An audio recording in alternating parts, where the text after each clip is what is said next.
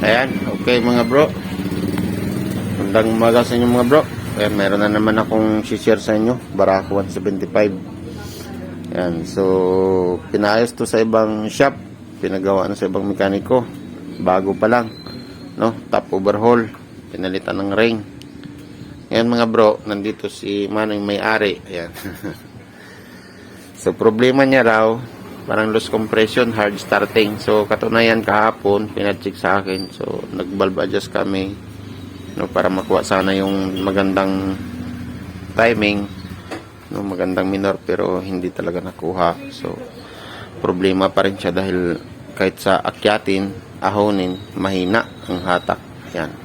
Ngayon mga bro, bumalik siya dito sa akin para ipabaklas uli, no? Ipaayos ng perfect. Ayan. Okay, so share ko sa inyo yan mga bro. At siyempre mga bro, nais yung subscribe ninyo ang aking YouTube channel. Ayan, sa mga hindi pa nakapag-subscribe, para lagi kayong update sa aking mga video.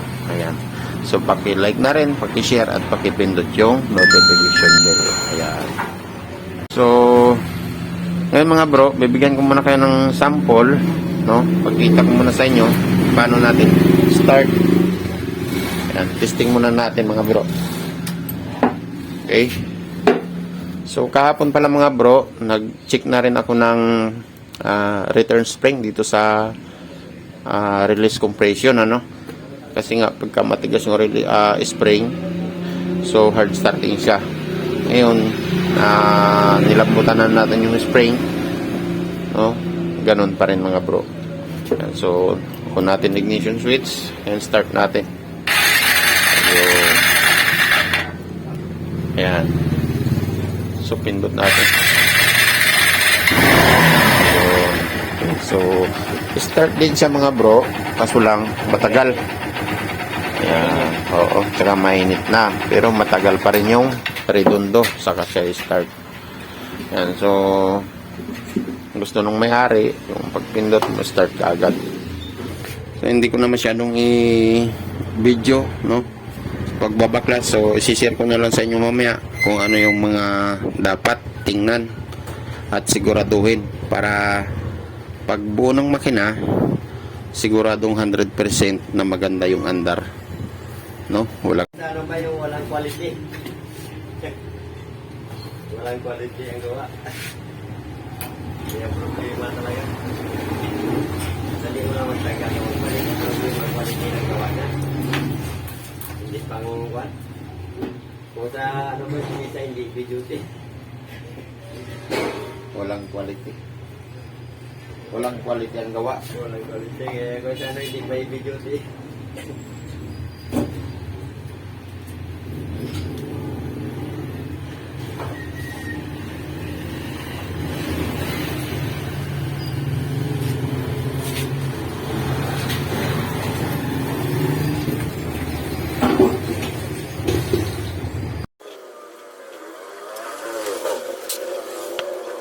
So sa pagbaklas mga bro, simple lang naman, no? Basic na lang daw yan eh.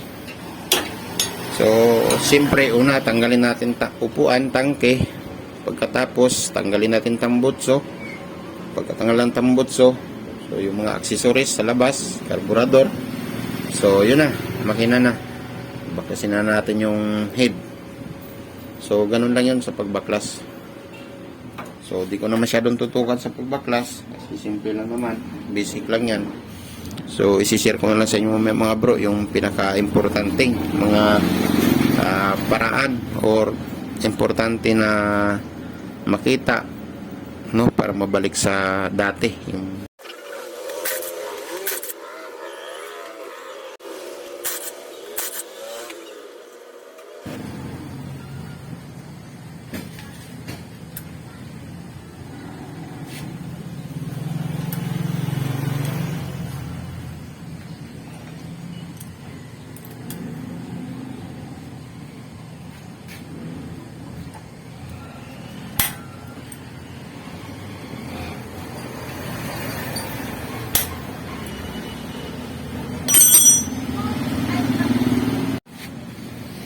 tanggalin natin tensioner. Ayan. Pag natanggal ang tensioner, tanggal yung sprocket na camshaft. Ayan, very simple. Okay, simple lang. Nangyayari dito sa akin mga bro, taga-repair na lang ako nung mga motor na galing sa iba. Pero okay lang bro, at least napapakita natin kung gaano natin inaayos ng maganda yung mga makina.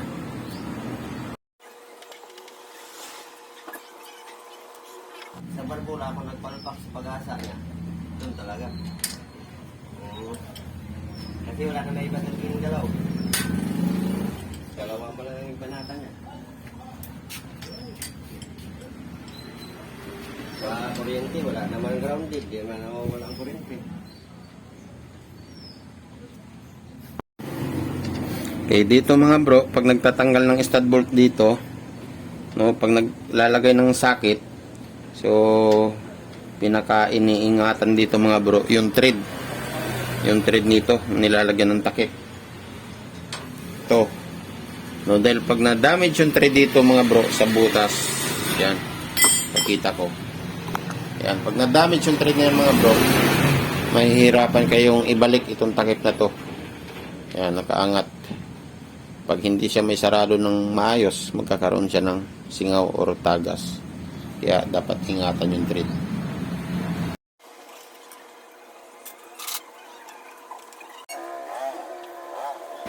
Tulong pang ng bira. Okay. Aroy, ito. May gas-gas. Ha? Tama na.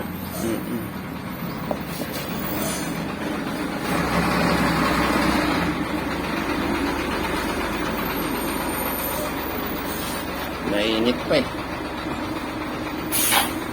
Ayan, okay. Malalim. Mababaw lang naman pero marami. Kaya sa akin niya kailangan na nag-iyan. Ayan. Ano maganda niya? Gas-gas. Report? Subukan natin sa huning para mapakintab.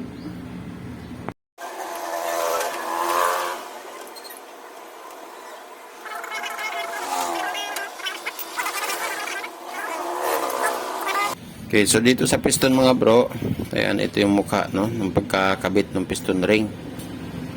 Ayan. So dapat dito lagi kong tinuturo na yung dugtungan ng piston ring at oil ring dapat magkalayo. Ayan. So dapat yung dugtungan ng oil ring tulad yan nandito, no, lalagi dapat yan dito sa isang side, at yung dugtungan ng piston ring dito kabilang side, dapat ganun.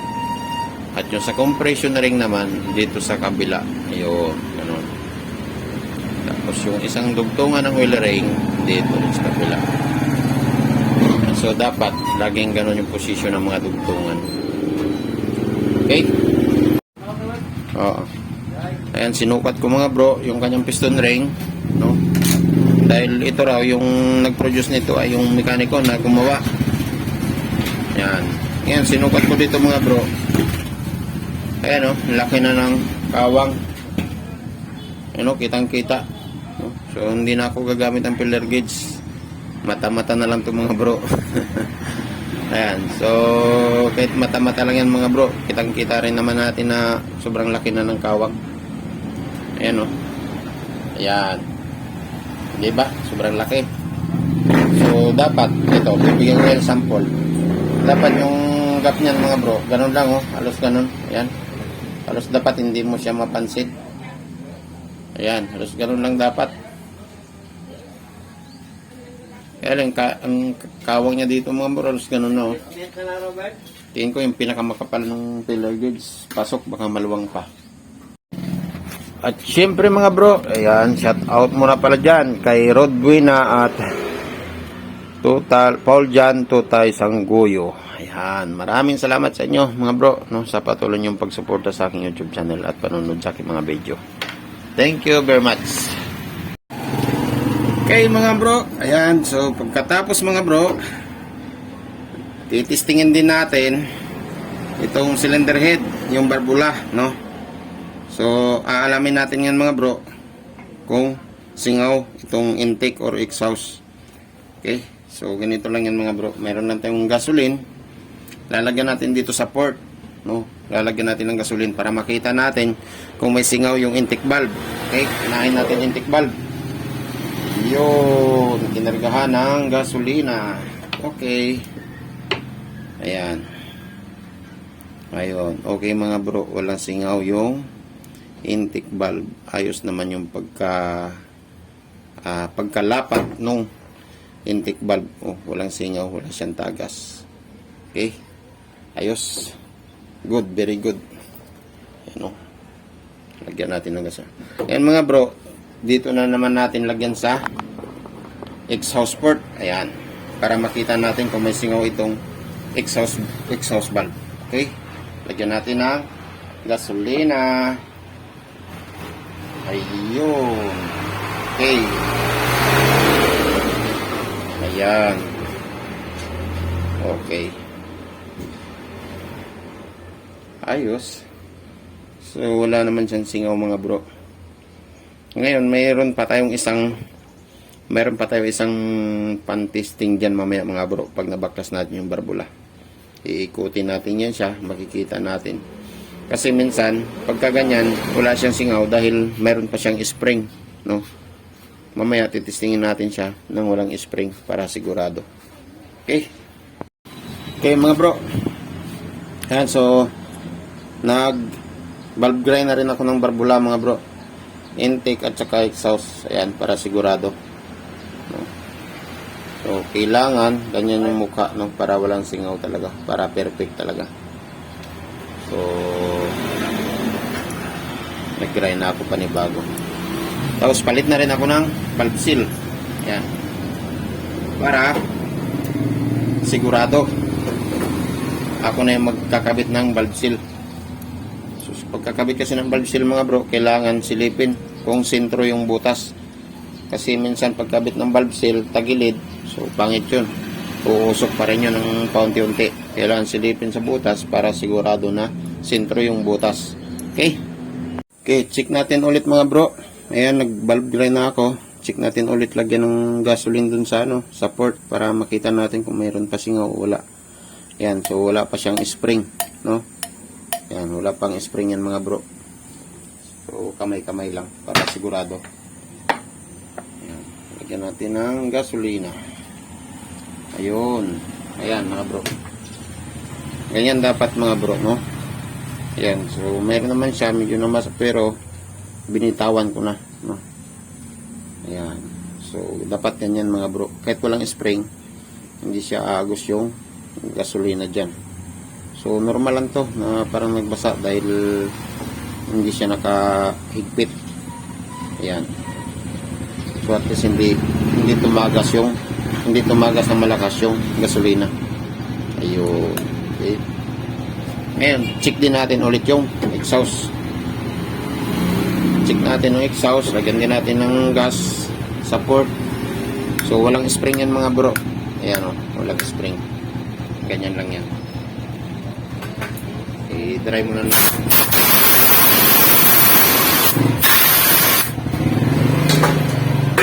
Okay. Tapos lagyan natin ng gasolina sa taas. Ayun, okay. Ayan, so ganun lang yan mga bro. Ayan, so namasa yung gilid niyan mga bro. Dahil walang spring, no? So at least hindi siya tumagas talaga nung malakas. Ayan. Okay, so maraming gasolina kasi sa loob. Ayun. Okay. Ayos na mga bro. Perfect na yan. Ayan. Ito nga pala mga bro, dahil nagpalit pala ako ng bagong valve seal. Ayan, tuturo ko lang sa inyo, no? Share ko lang sa inyo. Ayan, sisilipin lang natin dyan sa butas para makita yung valve seal dun sa dulo kung pantay. Ayan, para perfect. Okay. Okay mga bro, ayan, so natapos ko na, nabuo ko na.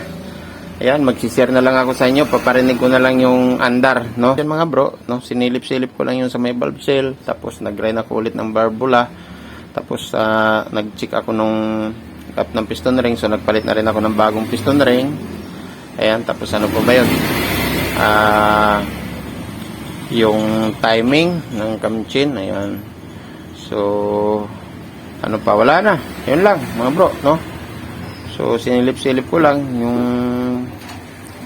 yung paglagay ng valve seal, tapos yung setting ng barbula, no, nilagyan ko ng ng gasolina kung may singaw, wala. Tinanggalan ko ng spring, so nakita rin nyo, napanood din niyo. Ayan, so ngayon mga bro, ito na, papandarin ko na. Ayan, at paparinig ko na sa inyo mga bro. Okay. Start natin. So dati mga bro, kailangan mo pang pitpitin to, hard starting yung throttle. So ngayon mga bro, ayan, on natin ignition switch, on lang na ignition switch, tapos pindot na lang dito mga bro. Ayun. Okay. So ayos na. Ayun, siyempre namamatay siya dahil malamig pa, saka wala pang warm up.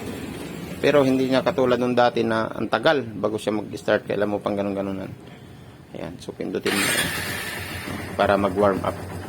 Okay? Ay mga bro, pakinggan nyo yung andar ng makina. Ayan.